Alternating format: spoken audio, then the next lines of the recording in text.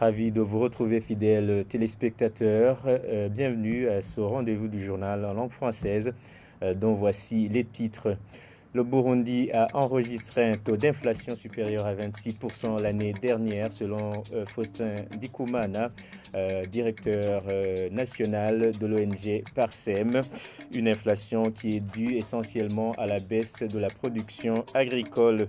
L'acquisition des documents de voyage au Commissariat général des migrations PAF est devenu un casse-tête. En témoignent certains commerçants qui se plaignent de la lenteur dans l'octroi de ces documents, une situation préjudiciable pour leur business. Voilà pour les titres.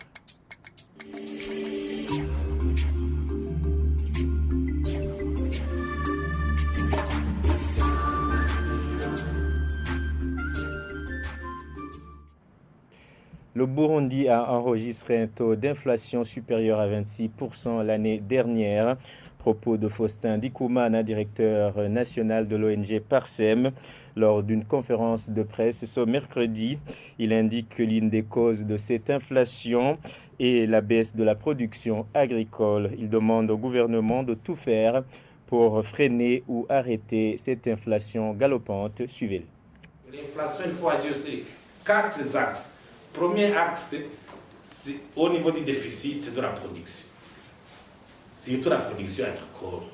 Même, je vous dis que par exemple, l'inflation de la BNP, qui est à 26%, l'inflation publiée par la BNP, qui est à 26%, la part du haricot, c'est 72%. Le haricot a une part de 72% de management. Donc, le déficit de la production agricole, 2, problème des devises qui alimente encore un taux de charge extrêmement élevé. 3, c'est la structure des taxes actuelles qui pèse lourdement sur les transactions. 4, c'est le problème de transport. Carburant. Le carburant, l'état des routes, la mobilité des biens personnes est problématique dans son pays. Tout cela alimente sans oublier alors la spéculation liée à la corruption, parce que tous ces paiements intermédiaires, quand le vendeur est en train de fixer le prix, il les incorpore dans le prix de revient, le coût de revient. Certains commerçants qui cherchent les documents de voyage au Commissariat général des migrations PAF en vue de se rendre en Tanzanie pour récupérer leurs marchandises signalent que le temps qui leur est donné ne leur facilite pas. Et ils indiquent que la manière dont ils adressent les demandes n'est pas facile pour tous. Ladislas Ndaishimiye, l'un de ces commerçants, précise qu'il a demandé des papiers et qu'on lui a donné rendez-vous au mois de juillet pour les récupérer. Il souhaite qu'il y ait un bureau chargé de suivre la livraison de ces documents. Suivez-le. Nous sommes allés chercher des papiers au commissariat général des migrations, mais nous avons vu qu'il y a des modifications comme la demande par Internet de ces documents. Et j'ai voulu savoir comment ça se fait. Quelqu'un m'a dit qu'il faut tout d'abord payer 10 000 francs. Et par après, j'ai voulu savoir si ce travail est fait par les agents du PAF. Et on m'a dit que ce sont des personnes privées. Moi, je lui ai demandé si je peux lui donner 5 000 francs. Et par après, il m'a aidé. Et quand le billet est sorti, j'ai trouvé qu'on m'a fixé rendez-vous au mois de juin pour récupérer le document. Ce délai ne nous facilite pas, nous les commerçants. Vraiment, un commerçant qui peut attendre jusqu'au mois de juin, est-ce que ce n'est pas une perte? Il faut que le commissariat général des migrations fasse tout ce qu'il faut pour mettre en place une commission chargée de nous aider afin que les documents soient livrés à temps pour que nous puissions continuer nos activités sans perdre du temps. turiko turakora akazi urumva twoba turiko tugenda dusubira inyuma kandi nyene icubahiro agomba ko dutera tuje imbere. En réaction, le commissariat général des migrations tranquillise et affirme que les cas d'urgence sont pris en considération dans l'octroi de ces documents de voyage. Page commerce à présent, le loyer des échoppes au marché de la commune Matana, c'est en province Bururi, ont été revus à la hausse. Certains commerçants affirment que le coût de ces loyers a été multiplié par 3. Ces commerçants trouvent qu'il leur sera difficile de supporter cette hausse du loyer. Au sein de l'administration communale de Matana, l'on explique que c'est une décision prise au niveau du conseil communal. Suivez ce reportage de Jean de Dieu Ilakote. Ces commerçants de Matana disent que c'est difficile pour eux de trouver de l'argent pour payer ces échoppes. Ils affirment que la somme qu'ils payaient a été multipliée par 3 et ajoutent que leurs activités commerciales ne marchent plus bien. Ils déplorent l'imposition de signer des nouveaux contrats pour la location de ces échoppes.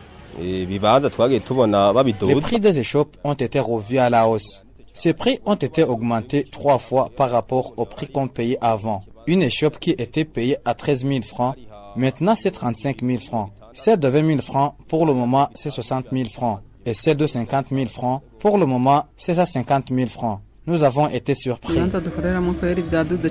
prix des échoppes dans lesquels nous travaillons ont fortement augmenté. Nous sommes surpris. On ne sait pas quoi faire. Je payais 55 000 francs par mois. Maintenant, on a multiplié par 3. On m'a dit que je vais payer 150 000 par mois.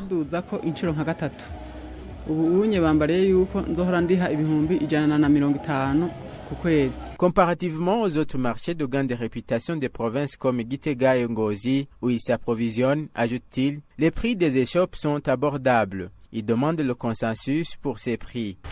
Ce que j'ai entendu en réunion, en Ngozi, une échoppe, c'est 60 000 pour 6 sur 4 mètres. Ce n'est pas la même chose que nos échoppes. Mais ici, il y a des échoppes pour 150 000.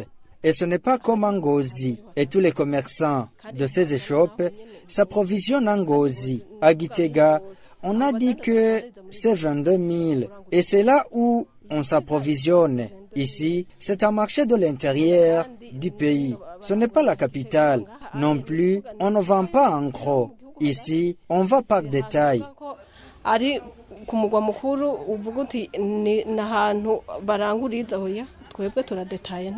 Ces commerçants affirment qu'ils ont contribué dans la construction de ce marché de Matana, mais une contribution qui n'a pas été prise en compte pour hausser les prix des stands. Avant que le marché ait pris feu, il y a des cotisations qu'on avait payées. On nous invitait à contribuer pour la construction du marché et on a contribué. Après la construction, ils ont fait des contrats avec la Sogemat. À la Sogemat, on a payé des avances. Nous avons réclamé nos avances de 3 mois, mais ils ont refusé et ils nous ont envoyés à la Sogemat. Par après, la Sogemat a été écartée, mais nos avances étaient toujours là.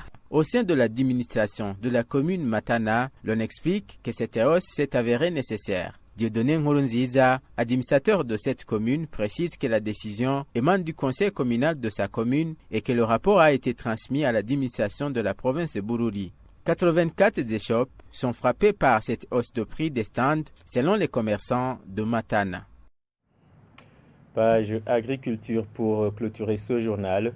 Multiplication dans les marais de Nyakijima en province Ngozi sur plus de 200 hectares de 2 nouvelles variétés de riz très productives, Japanica et Shibuko, annonce du directeur provincial du bureau en charge de l'agriculture, Emile Kubgimana, estime que le repiquage du riz dans différents marais de la province Ngozi pour cette campagne est à 90%. Il parle néanmoins de l'insuffisance d'eau qui pourrait faire chuter la production, même si des solutions intermédiaires sont en cours d'application. Le point avec Apollinaire Mozagal.